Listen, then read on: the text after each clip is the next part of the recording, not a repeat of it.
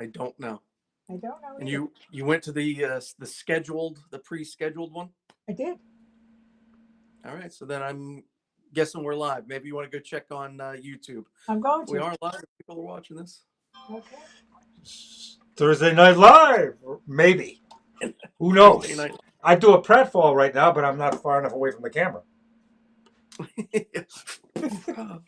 Oh, jeez. Knocked myself. Still on this. Godzilla versus Tiamat. Still on Godzilla versus Tiamat. All right, we are definitely live because Dean13 has just signed in and it says, "Hello, good to see you." Greetings. So Anyway, no, just good. fast We have recap for confirmation. what? Keith? So we have confirmation that we're live. Confirmation. 10-4, Greg, Eleanor. you're gonna give us the recap on Godzilla. Is that correct? Yes. Ground control to Major Tom. This is a private commission. Godzilla versus Tiamat, the five-headed dragon from Dungeons and Dragons, which I was not aware of that character. My brother did illustrated some Dungeons and Dragons years ago, but I never did. So in any event, I was really excited about doing it, particularly Godzilla, because I've been a fan since the 50s, of course, when the first film and everything, which we watched again the other night, Gina and I, that very first one, which is basically an anti-nuke movie. Yes. Yep. Anyway, so this is the setup. There's Godzilla, there's the dragon, and this is my first layout. And compositionally, just a brief, I like that triangular shape that contains more of a central powerful thing.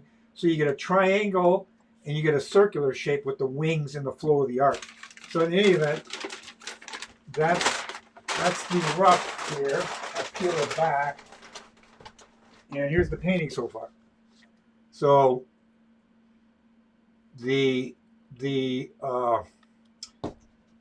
concept was, of course, Godzilla's atomic blue breath and the central head of Tiamat, which is here blasting the fire.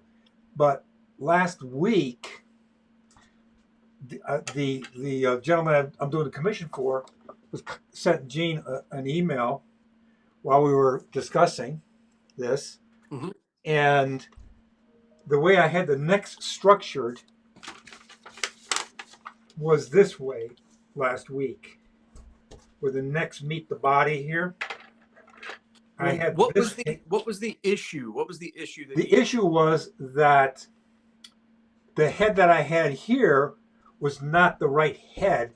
It was, in fact, the blue head I had drawn up here. And this guy, this girl, this gal, she was in the center, and I had her shooting a fiery breath. But in fact, this head does not shoot a fiery breath. It shoots a lightning bolt. So I had this head up here, and I was roughing it in, the basic head.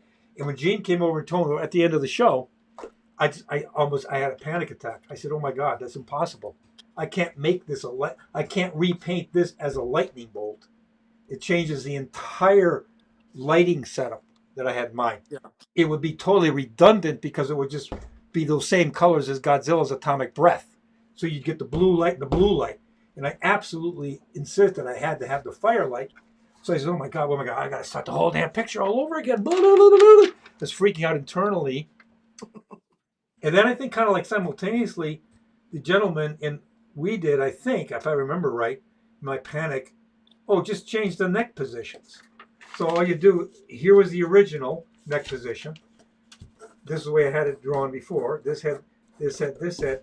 I simply switched this neck to the foreground neck here. You see what I'm saying? Yes. See that?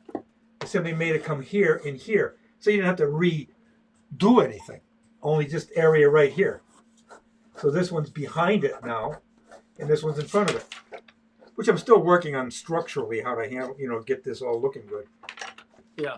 But now, correct me if I'm when we were talking last week, the one that's under his arm, I think the issue came about because you were talking about having like the last gasp of fire.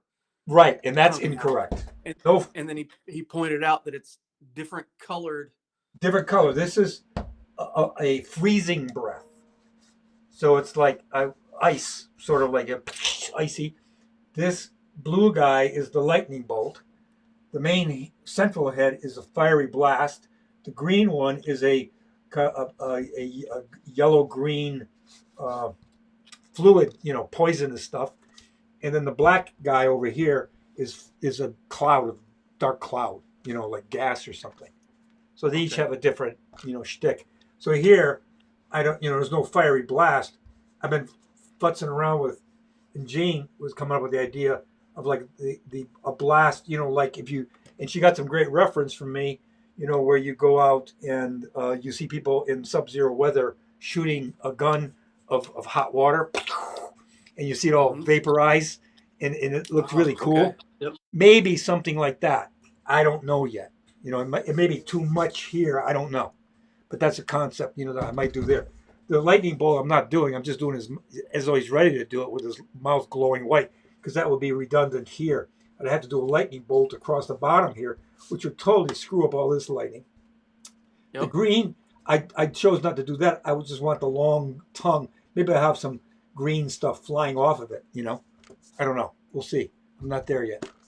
But that's the thing. Could you do something similar, like with what you're doing in the lightning mouth, where it's like the power might just started to be forming, so that it sells the idea, right?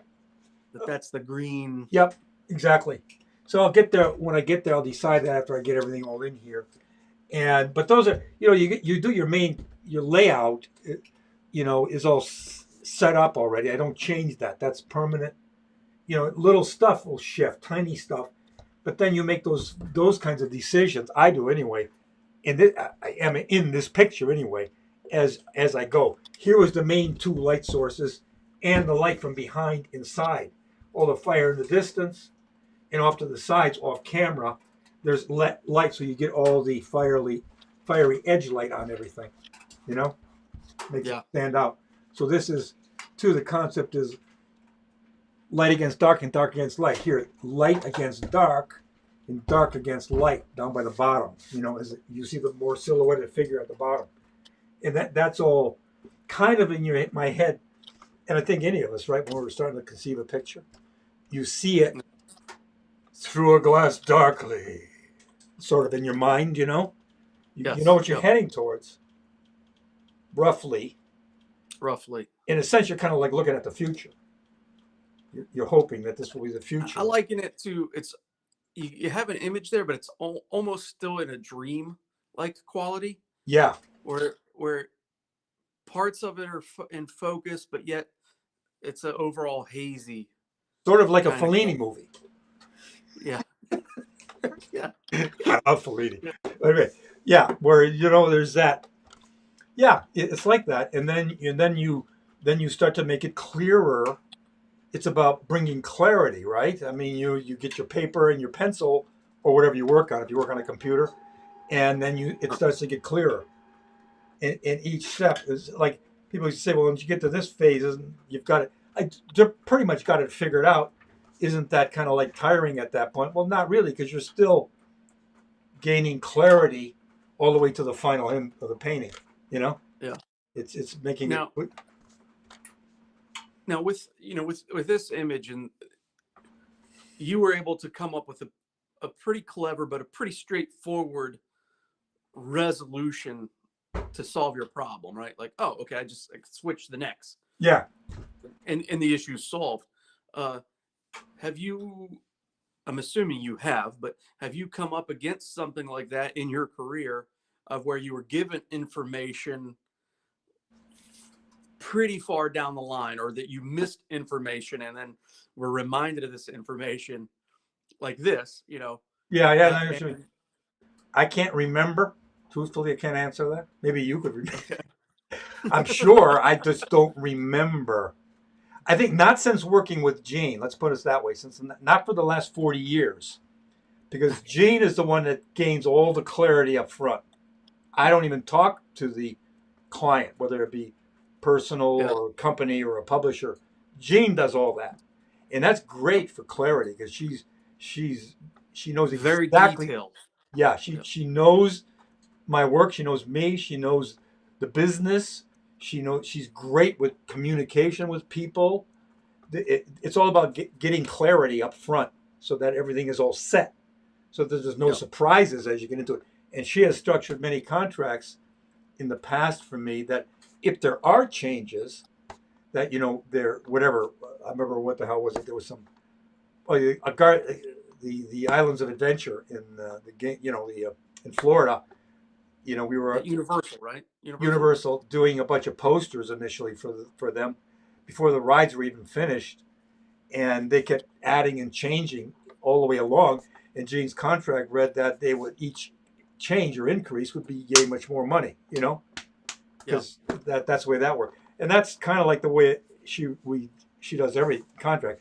So no, there's not too many surprises as we get down the line. There may be personally for me as the artist painting it that the decision I've made how to handle like this kind of thing, little, but that's stuff that I've always been able to figure out, is you just do it. You make it work somehow, So you've never had to, have you ever just like, you know what? I gotta scrap it. Oh yeah. Scrap Oh my it. God. Yeah. I mean, and that's less and less and less as time goes by, but younger. Yeah. Because you're in white space most of the time when you're younger, you're walking into the unknown land. You don't know what the hell, and you're learning and you're making, you're figuring out as you go. And sometimes it just ain't ended up right and starting all over again, many times in the past.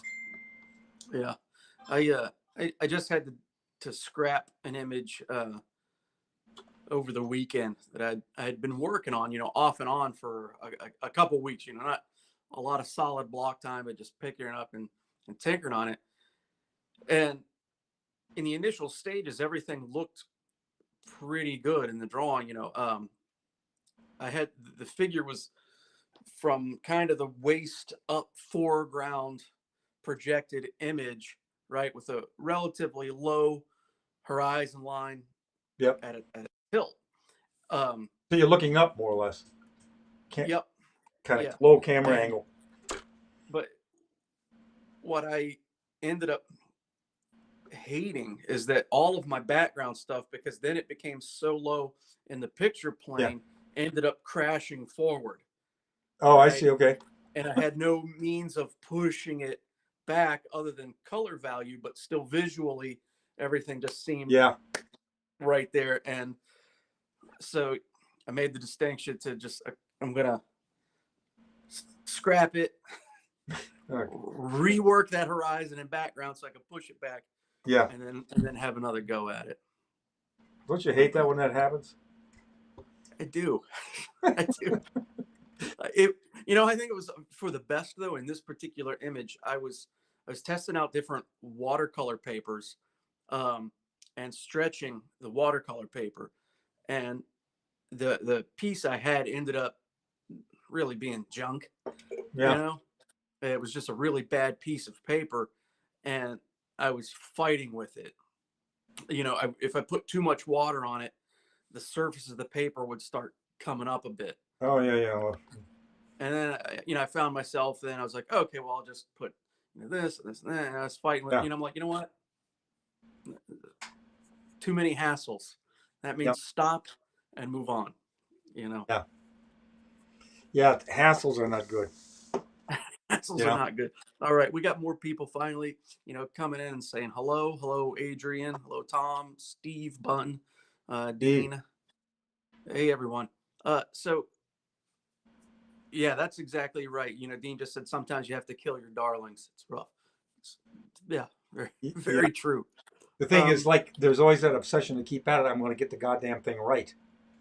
Yes. And you keep that one. And it's like that old song, you're knee deep in the big muddy, then you're waist deep in the big muddy, and you're neck deep in the big muddy, and the damn fool says to push on.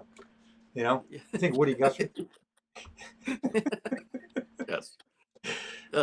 Tom, you would ask the question. Greg says, "What's your favorite kind of commission to work on?"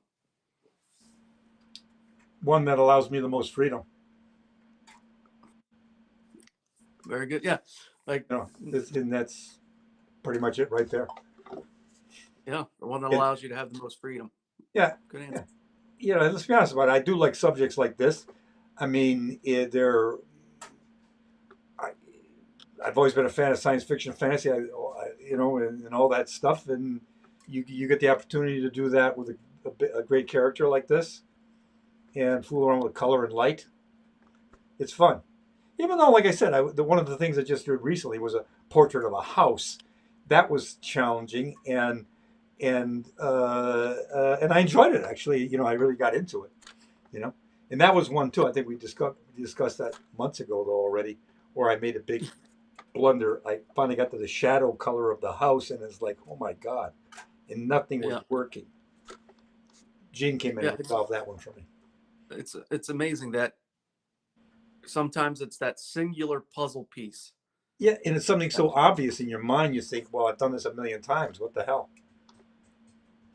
Sometimes your shit doesn't work out right. Excuse my English, but sometimes it's interesting. I think that you look at an image that may look like this is going to be vast and problematic, and a lot of the times that ends up much quicker and faster to the point than something that's much simpler sometimes. Yeah. And I'm not Okay. sure Yeah. why that happens, but sometimes that happens. It's weird. It does. Uh, so I'm gonna draw on my memory banks here and pronounce Adam Chiat. Hopefully that's the correct pronunciation of your last name. It says, do you have a favorite era Godzilla design? Well, look at, I mean, I like them all nostalgia. We just, like I say, Gene and I watched the 1954 original, and we all know what the original appearance looked like and everything. I like this new guy. I mean, the digital. As much as I'm still like, um, I love 3D construction stuff when it comes to special effects. I mean, that's what I fell in love with as a kid, and I still do. So I have a propensity towards that, liking it because it's a costume that somebody's wearing physically, you know. Mm-hmm. Yep. And but still, I like the design of this new one and the way he comes off, his personality. So yeah, I mean, I like doing. I love doing this. It's the first one I did, and the only one I've done. So I don't know. I mean, I may do some other ones. I may do different periods. I'm not sure, but I do like this guy. You know. Yeah. The new one, I mean, obviously, other than being updated for modern times, they did a great job getting a very menacing, aggressive look. Yeah, you know, they those did a great close-ups, job with. the Yeah, eyes, fantastic, very intense. incredible. I mean, it blows. Like I say again, you know me. You know, I'm still from another era. Computers still special effects in film now with the computers just blow me away. To me, it's magic. It looks like magic, and I fantasize like over seeing the new one, the Kong versus Godzilla, and I always do with these new digital ones. I sit there, I'm sitting there watching it, and imagining sitting next to George Pal, whom I met, who was the producer director of When Worlds Collide, Destination Moon, The War of the Worlds, I think the apex sci-fi alien invasion movie, The Time Machine, and he was a special effects master expert of his era, and or any of his special effects guys that he worked with. John Fulton, who did the special effects for Paramount, he did the Red Sea opening for DeMille's Ten Commandments. I imagine sitting next to one of these guys, watching this digital stuff on screen and thinking, what the hell's going through their minds as they watch it? It's like, how the hell was that done? Look at that water. Well, the camera's moving through all that stuff and buildings and people and monsters falling. And look at I could just see them freaking out because you know what I mean? That's what I would be. Yes. Just totally flabbergasted. Like, what the hell is this? And I mean, Now it's all just commonplace. And generally, I mean, it pisses me off when people say, oh, that old stuff. Look at you. It's really cheesy. Not realizing these are genius people on the set improvising and coming up with this stuff. In a moment, give me a building blowing up with a ray gun shooting at it. I need it tomorrow. yeah. run home, run the shops, try to find stuff, piece it together, figure it out. You know? Working with the materials and the technology available at the time Yeah. under time constraints and budget. Incredible. You Yeah. stop and think, like George Pal's time machine, I think he brought that in for under $1 million, and that was 1960. And even 1960, that was not a big. I mean, that was a very, very small budget because he knew he was very well planned. He knew exactly how to make a film, how to structure it, not to overdo anything. There was no ego involved, you know. And Yeah. boom, uh, those people were masters, you know. Well, not to say that the present contemporary ones are. I'm talking about the attitude of viewers who kind of like have a that state of mind. All the old stuff, it's so cheesy looking, you know. Yeah. Well, I mean, that's a common occurrence in any genre of Yeah, art. Whether it's music. yeah, People that only listen to modern pop that right, can't understand classical music. right, Or yeah, big band era or whatever. yeah, yeah, There's always that viewpoint of the old is bad. yeah, yeah. That's why No. they had to. That's why they had to come up with the phrase "senior citizen," because it's not good to call a person an old person. You can't say that. You can't say that. That's like I always found that so goddamn offensive. I'm 82. I can talk. You know, I find it Yep. offensive that you have to call old people like me. Oh, he's a senior citizen. Like you have to put this label on it. Like you can't say old. Like old is bad. Well, what the hell? Are the young people junior citizens? How come nobody calls them junior citizens? You know, it really is an offensive phrase to me. It's like old is not good, which is a crock of shit.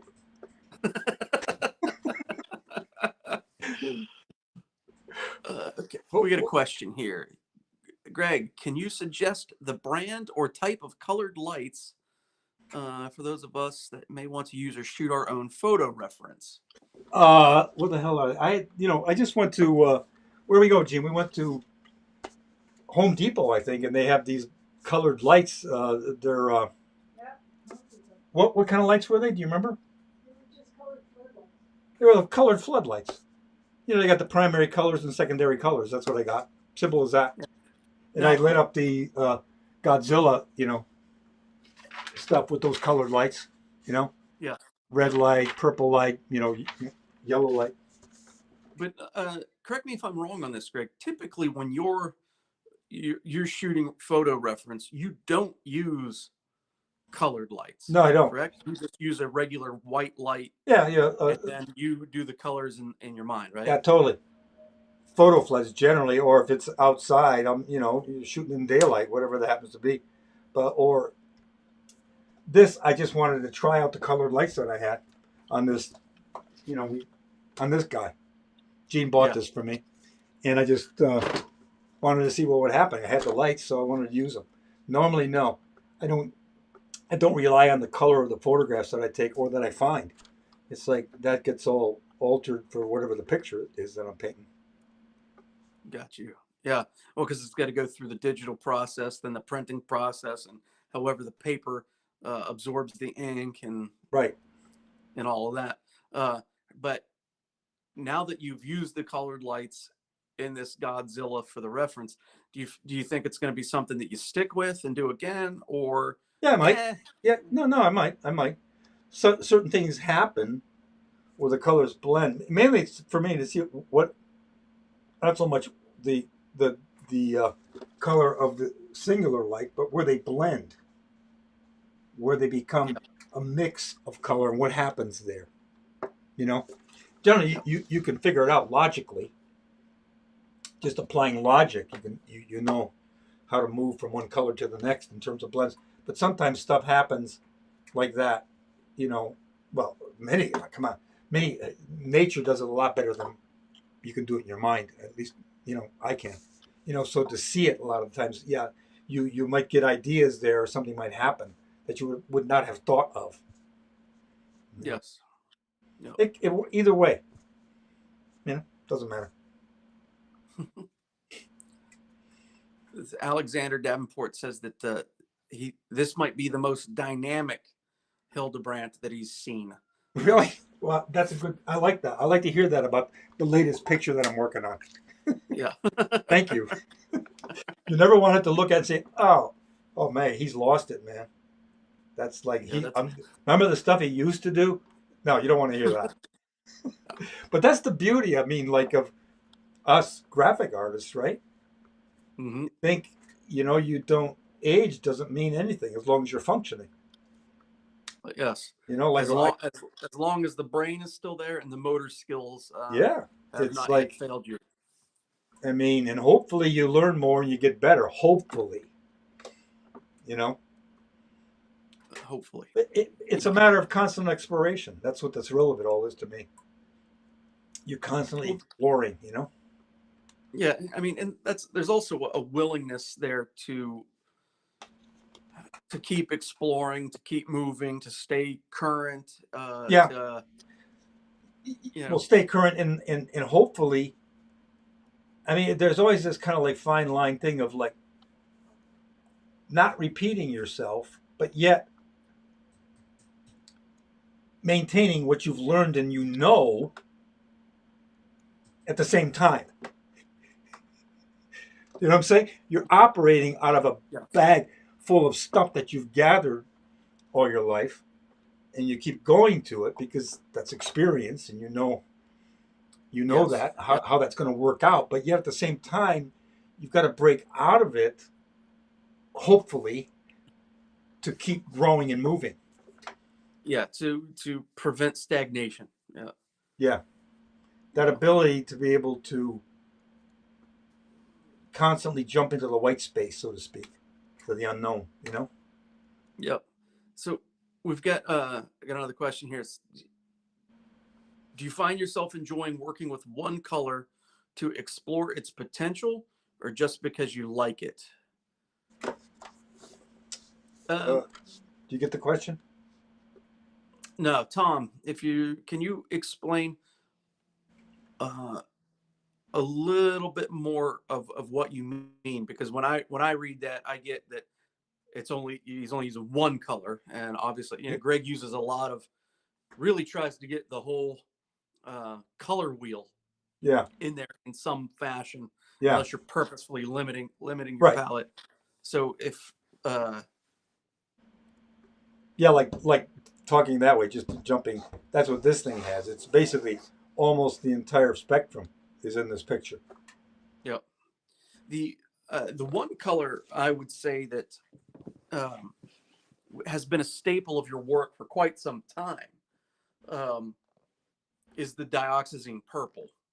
Yeah, that And was a major discovery for Tim and me. yeah, and not that it's a foundation of any of the light in your work, No, but it's the foundation of the shadow. yep, exactly. Uh, It's that and concept again. My color, light and color approach is warm light, cool shadow, cool light, warm shadow. If there's a warm light on a subject, there's a cool shadow. If there's a cool light on a subject, there's a warm shadow. So purple is the cool of your warm light. Purple is the warm of your cool light, blue. yep, So it's in the middle. yep, That logic didn't come out of studying that and having it go clunk right off the bat. We're looking for a color to go to shadow color with back in the first time we used it was on our own novel Ursharak, and we were looking for a color to paint into because we chose not to paint into black some years before, Tim and me, because yep, that as you move into your shadow color that you're heading towards, it needs to have color in it, or else for our thinking, not that you couldn't do it, and people have done it and it looks great, but for our thinking, we needed to have color in that shadow area, it not just gray it down and make it darker, black. So what the hell color is that? And again, going back to the stuff that we did for the Lord of the Rings back in the paint, all those 40 something paintings for the rings, we were using burnt umber with some Payne's gray in it as the darkest color for the Hmm. most part, and we were looking for another shadow color for when we started our novel Ursharok. We wanted to get more intense, and we went to the art store. That's what Tim and I would do. All right, just go to the art store. Where's the color? What color didn't we use before? And we discovered that color, and that was it. So that color for me is almost in 97% of the paintings that I do. I paint into that color, even Yeah, though and they're I mean that it's really been a defining characteristic of your work, since that time, which has aided in the saturation and the pop of your colors. yeah, it You know. does. And especially if you paint like with this one and many other ones I do, I paint the whole canvas that color before I start. So you're painting Hmm. light on dark. And you remember when we first started this, it was all black, and I painted this breath first of all. So then I Yes. painted Yep. that, so you instantly see that it's lit against that really dark surface. You get the sense of lighting. You know, Yeah. I could never figure out when you go to the museum, the Met, and see or the reproductions of the old standard. I guess it was where you would wash it all in with burnt umber or something. It's an underpainting. Yeah. Yep. And you'd go and you look at, I don't know who, Velasquez, and you see exterior sky, and there's brown in it because it was all Yep. underpainted in brown. And I'm thinking, it wasn't until the so-called impressionists that let's get truth to nature. Yep. Kind Boom. of like thing, right? Yeah, let's Yeah. go out. There's a sky. There's no brown in there. I mean, unless you want to paint a polluted sky, that's another story. But and it was always that brown. It was always kind of weird to me. Could never quite get that. Yeah. So we get a so yeah, Tom, hopefully that other than that purple, I don't think that you've ever focused in, at least in your commercial work that I know of, focused in on, like, I really want to explore the nature of red or anything like that. It's come from a much more practical Well, no, sense. here now that we're talking, I'm thinking I have tried different things out. When Gina and I first started working together, and she was repping me, and we did the first book that she repped for me was Charles Dickens' A Christmas Carol, Hmm. and that was in. Here, let me get my cat out of here. He's gonna jump up onto the stand and screw everything up. Wait. and and with the Christmas Carol, I was trying different colors out to go into the shadows. In fact, I think on some of them, if I remember right, I was using dark phthalocyanine green with, I think, purple in it to paint into Okay. a shadow. Like the Ghost of Christmas Present, I think, when Scrooge comes in and he's by the fireplace and stuff. Whether it worked Yeah. or not, I don't know. I can't, and I might look at it now and say, oh my God, that's horrible. But Yeah, they you, look great to me. you They try look fun. different. And then, of course, yeah, then when we did Dracula, I illustrated. Jean was publishing. She had a publishing company, and we were going through public domain books that we both loved, stories, and I would illustrate them. And when we chose Dracula, Bram Stoker's original, and Jean would always find a first edition and print the text from that first edition. And in this case, I made a conscious decision to go against my previous thought that I won't paint into black as a shadow. I consciously used black and not purple for Yeah. that. But I had to fit it into my color theory of warm light, cool light, warm shadow. So I always thought of it as a color in that Yeah. particular breakdown, you know? Yep. You If I know. can, I'll quote Bob Patillo from back in the day. Sometimes Wow. black is black. Sometimes it is. So Yeah. we got a couple other, like, good questions coming in here, Greg. Which I'm going to see which one to address first because I do want to talk about each of these. Um, I think this will be the quickest one. I can hear your roosters. Yeah, there's the squirrels jump on the line of the bird feeder, knock the feed to the ground, and now the roosters come up and eat the bird feed off the ground. So I had a bear take it down the other night. Really? Oh my God. Yeah, it stood up on its hind legs, reached up, and just grabbed it. They Yanked pull it them down, man. They just. Yeah. So Mario Lagrange here said he is about to paint a 3D mural on a wall. He typically works in oil paints, but he has to use acrylics for this job. Mm-hmm. Any major tips for acrylics to help him avoid frustration? I can't. I've never painted. I tried oil painting only once, and Yeah, to avoid that frustration, I started with acrylic. I kept up with acrylics. I couldn't. I but can't. To no, me, I'll give you two practical ones that from Greg. Uh, the Tupperware okay, there on you go. aluminum foil for so would you mind grabbing your Tupperware container? So Greg stores his wet paints in Tupperware containers on a just an aluminum foil pallet. Yeah, it makes Right? airtight. Here's my palette for Godzilla's breath, and I Yep. spray it down with but he's talking A about plant oil. mister, right? So yeah, spray it down with one of these, and put it in the container, and it stays as long as you want it to keep. I've kept working with certain colors so long that they started to get mold on them. Yeah. You So gotta be careful of that. But now with oil, I don't know. Yeah, keep your oil in these airtight containers. But as far as mixing your colors, when I tried oil many years ago, I basically took the same approach. I mean that Tim and I had evolved. It was like very.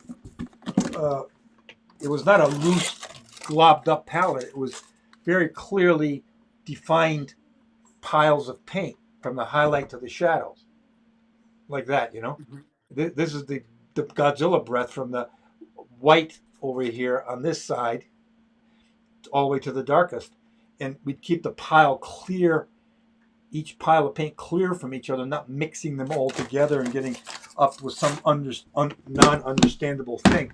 So, and and make sure that you just simply took it from that palette and applied it here in the right order. No. So I So don't know. other than that, I'll also summarize because you've over the course of all these live streams, you've given several very practical tips. Again, one, keeping it in the airtight Tupperware container to avoid drying it out. Because if your paints dry out on you, that's going to be frustration. Two, using the plant mister on a regular basis to keep that moist As you paint. as you paint. The other one is mixing enough paint to do the job Yes. because trying to remix something is going to be a pain in the butt later. Yep. Keep it if it's for certainly if it's for yourself, that's one thing, but especially if it's for a client, either a private or a publisher, because they may have changes that you're going to have to make. So you better keep Yep. that paint working so that you can go back and do that. Yep. I match colors. I mean, people have old paintings and they've gotten scratched over the years. And Gene gets them, and I'll match the colors and retouch them. You know, Yeah. I'm pretty good at remembering all the colors that I use. The thing is, though, the big difficulty is not so much the color; it's the value, because this acrylic dries at a different, value level as opposed to when it's wet. You know, Yep. so you have to kind of like figure that or take that into account as you're mixing your paint up of that value shift that's going to happen. You know, but it's Yep. all doable. Another question is Alexander. He's been commissioned to paint 44 dragons, which is a hell of a commission. And 44. yeah, so what he's asking? What's your biggest gig? The longest and biggest gig. Uh, well, I mean, Tim and I were painting. One big gig we did was the Marvel Masterpieces trading card set, which I think was 150 something paintings. 158. Yep. 100. Gene said 158 paintings, which we did. We painting time, not drawing time, not layout time, not photography time, but actual painting time was 6 months for 158 paintings. So that was a pretty intense, fast gig. But then, Shadows of the Empire too, right? The cats over there by you, be careful. yeah, Shadows of the Empire was about 100 cards. That was a Star Wars thing, and well, I mean, I've done a lot of books for when Gene had Unicorn Publishing. I would do 20 paintings and 10 black and whites per book. In some years, I did 2 books. One year I did 3 books in 1 year, and that was alone. The other one with the painting, the Marvel Masterpieces, with my twin brother. Carrying the Pirates was a daily Sunday strip that Tim and I did while we were doing the Marvel Masterpieces set, which was a realistic strip of 7 days a week, 7 days of art. Yeah. I mean, how many days? 365 days of artwork that you had to produce, and plus I've done lots of kids books in the past, way long before got famous for Lord of the Rings. Lord of the Rings was 43 paintings. 43. 43 Yep. paintings. Lots of stuff. As a we got another one, practical question of when you're working on a commission piece, is it helpful to have the client watch or is it more stressful? I don't want any client watching me while I paint. It's very stressful. I did that once. Well, I mean, I painted at shows. We've done Comic Con, and I've done even this, even here. over the Lady Death.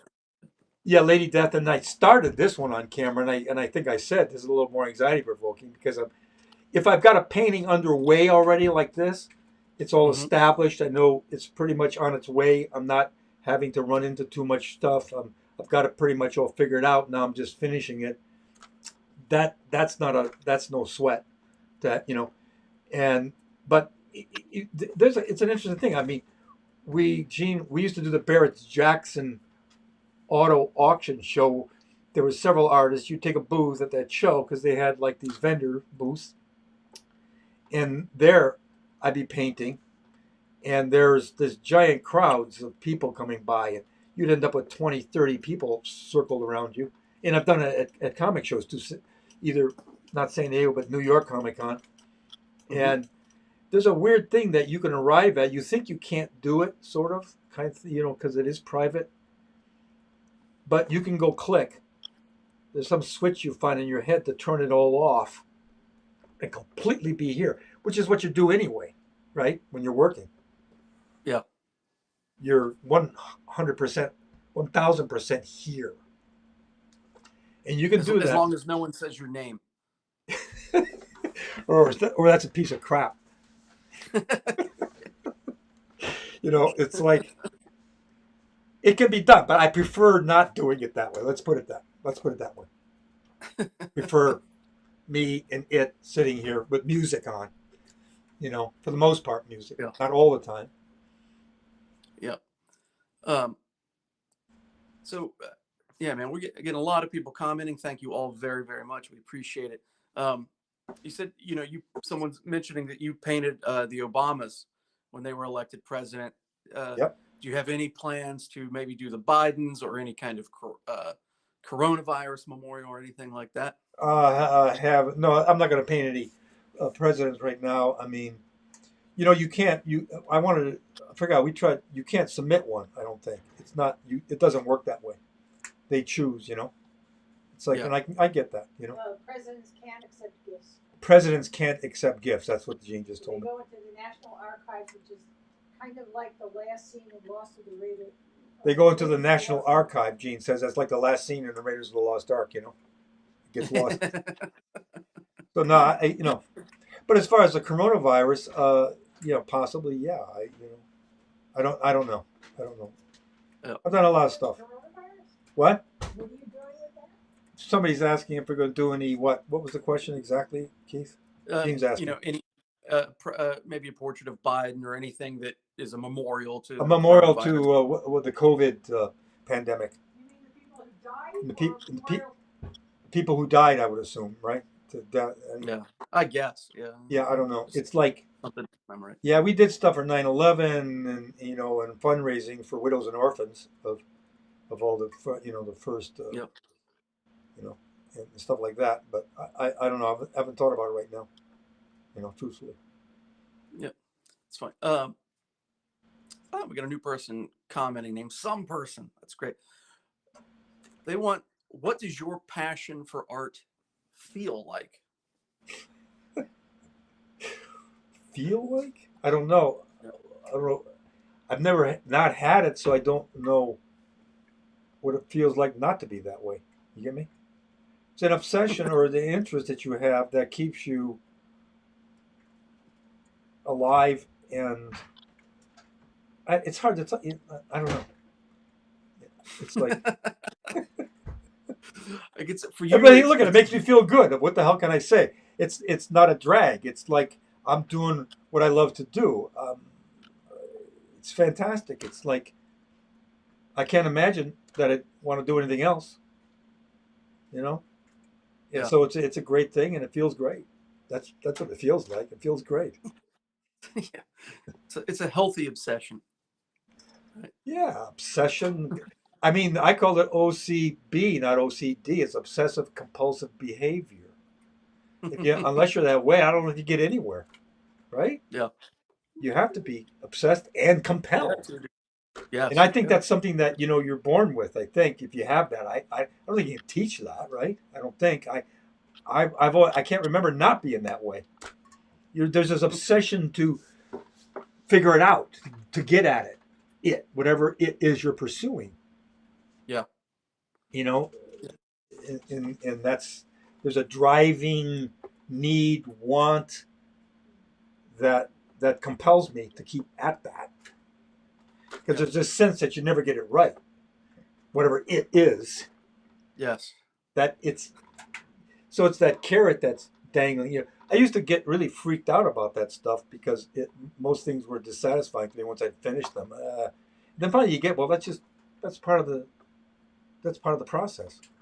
Dissatisfaction that keeps me going, because I'm going to get it right, even though intellectually I know that I'll never reach the carrot. It's always going to be out of reach. But Yeah. that's the way I want it. I don't want to get there. In a sense, you know what I mean? It's a weird kind of conversation. You don't really want to. You got it all there. It's over with. No, I've got it. All right. Now what's next? Now what? Yeah. Or maybe that's, I don't know. Whatever. Someone's asking. Okay, so do you wet the canvas as you paint? No. No. Nope. I guess that's. I know people have done that. They've kept it sprayed so that it keeps it wet and working, so they can smear stuff around. No, I mean I don't. You evolve a method of operation where you don't need to do that. Yeah. It's like the only time I've seen you do that is when you're grounding out the background. Yeah. I'll paint this black with a spray bottle just to thin it out, because I just want a very thin coats of paint. I don't want it to get all globby, and that's it. But other than that, no. Because I don't just paint wet. It's wet. It's dry brush. It's all kinds of stuff that I'm mixing together as I paint a picture. Yep. So I don't depend on it being wet. I tried an extender once, where you squeeze this stuff and you mix your paint with that acrylic with that, and it extends the drying time. I forgot exactly how long, not a half hour. I don't know what the hell it was. I don't remember. But the stuff, I couldn't get used to it. It had a kind of a weird texture to it that I couldn't get used to painting with. Yeah. Got you. People want to know what kind of music you listen to.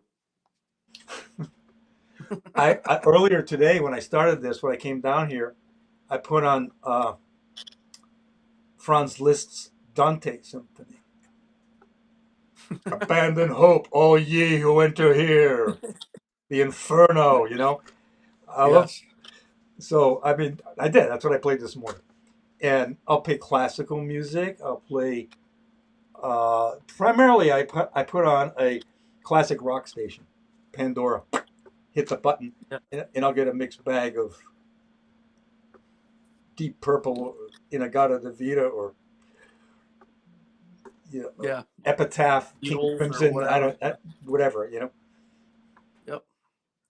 Um, Not, do you have not any? not to say that's the only kind of music I like, but I'm saying it No, no. helps You me. listen to a wide Yeah, variety. I like a lot of stuff. Film Yeah. music. I'm nuts about film composers. I mean, my God, Morricone. I mean, when he died just recently, you put on any one of his, Mhm. or any of their soundtracks, any of the greats. It's like a whole symphony in itself. Yep. Do you have any tips for posing your live models? Uh, Tips for posing them. Well, I mean, first of all, do your. Yeah, my tip would be work out your pose exactly what you want before you get the model, so that you know you're going to at least get that. Make sure that, and then try to get the model to conform to that sketch that you agreed to, or your clients agreed to, or you agreed to. And then, if something else happens in the process of improvisation, well, just keep shooting pictures, you know. But mhm. it depends on the model. I mean, you get a good model, they'll fall right into it. They're good actors, and they can act. And so, but I don't use professionals all the time. I mean, mainly I don't. I mean, I use who happens to be around. You know, Yep. grab somebody. Come here. Stand here. The thing I will add to that, just having been around you while you've shot some models and things like that, is to take your time and make sure you get your lighting right. You know, Yeah. I know that when I've personally shot models, I felt bad for having them in those poses, and then I've rushed and rushed and rushed, and Yep. then ended up not getting what I Yeah. needed. There you go. That's key. And, And I'll still do that once in a while. Because I'm always aware of the plight of the model, that they're really, it's a tough thing. Sometimes, especially when you're doing superhero type stuff, you get them into yep. these extraneous poses, and it's tough on the person, and you're aware of that, and so you're kind of rushing through it. Yeah, getting the light just right. Sometimes you don't get a hand position exactly where you want it. Maybe you want it, like that, as opposed to the way it ends up like that. So Hmm. watch all the details that you're the model, checking your sketch, and making sure that everything reads white, and is not, there's no tangents, like a hand coming over just something a little bit in the wrong way, that kind of stuff. Just be Yeah. aware of it as you shoot. Yeah. Yep. And so, with that, we're going to start to wrap up, Greg, because I know that Jean has a conference call that she has to take here in a little bit. Um, so we got to wrap this up. But I do want to point out to the people that are on now and watching. If you weren't on at the beginning, go back and just check out the beginning of the live stream, and you may or may not catch some fumbling around, as we always do, because that's kind of just our shtick at this point, having some kind of technical issue. But Greg, at the beginning of the video, Greg talks about the issue that he had to overcome with that dragon, and he had forgotten that the different heads shot different colored powers, and so he had the incorrect head placement shooting out the fire. So he talks about what he did to solve that issue. Uh, so everybody, if you weren't here for the beginning, go back and do yourself a favor and check that out, because it is pretty interesting to see how the painting got to where it is now. Uh, so Yeah. This picture, I'll be done with it this week. This is what our third session with this painting, I think. yep, yep. And I mean, I could see how far it jumped just from Tuesday when I sent out the email and I had the picture of it to where it is now. Yeah. Yeah, I'll be finished with this in the next several days. So I don't know what I'll be working on next week, but it won't be this more than likely. All right, cool. But if it's still around, if it hasn't shipped out already, it'd be great to see it. We'll take a look all at it. finished Yeah. up and anything. But anyway, as always, everyone, we appreciate you coming into the live stream. We appreciate all the comments and the discussions. It makes it so much more fun and interesting for Greg and I to have something else to converse about. As always, if you are interested in a commission, please contact Gene at spiderwebart.com. That's JEAN at spiderwebart.com. And to check out Greg's work and to purchase it, visit the URL down in the bottom left-hand corner of your screen. All right. So everybody have a great night. Thank you again, as always, Greg. And Thank I'll you. see you later, my friend. Thank you, everybody, for watching. Good night. Let me just turn it Bye-bye. off right now. Click there. Click. Well, then leave it there, click. Okay, 'cause I got rid of that. Okay, stop.